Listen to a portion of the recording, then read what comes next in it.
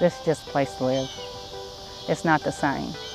Before, you know, I was friends with everybody that was up in the cove. We'd run, you know, kids would run back and forth.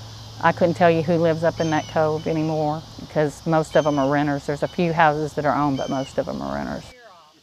Laura Holcomb is a homeowner on the outskirts of Memphis, Tennessee. She is watching the character of her neighborhood change. Communities across the country are being transformed as houses built for homeowners are turned into rental properties. Since the financial crisis 5 years ago, homeownership is out of reach for an ever larger number of Americans. We had a lot of empty houses, and they sat for a long time. They had foreclosures on it, and then suddenly you started seeing people coming in and buying them, and then rent signs going up. Here in the Hillshire neighborhood of Memphis, Miss Holcomb's new neighbor is Carl Osborne. He rents the house a previous owner lived in until losing it in foreclosure.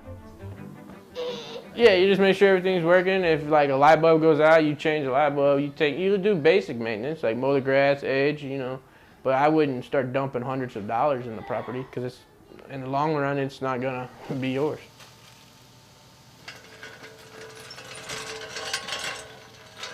Mr. Osborne's house is managed by Memphis Invest, which buys properties across the city and renovates them as rentals. Mark Anderson is the company's director of renovations. We spoke to him at a recently acquired house being prepared for new tenants.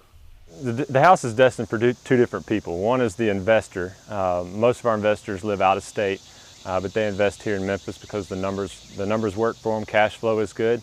And then ultimately a tenant is going to move into this property. Typically it's going to be a family because most of our houses are 3 bedrooms, 2 baths with like a 2-car garage. As more and more families choose to rent rather than buy, it is private investors that are scooping up houses.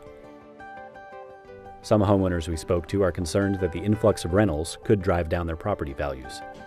I mean, we don't control the market or we don't control the prices, but what we want to provide is a safe, affordable, nice property. We're going to come in and spend on average around $20,000 and bring that property up to speed. We see it as improving neighborhoods, picking up values, and that's the goal for our investors. After all, they wouldn't be buying properties if the point is for properties to go lower in the long term. Still, homeowners aren't just worried about the value of their property, they're worried about the values of their community. My daughter's first steps were out here in this driveway with my neighbors watching and then coming over and, you know, sitting there saying, "Oh, she's walking, she's walking." She did it today, nobody would run over.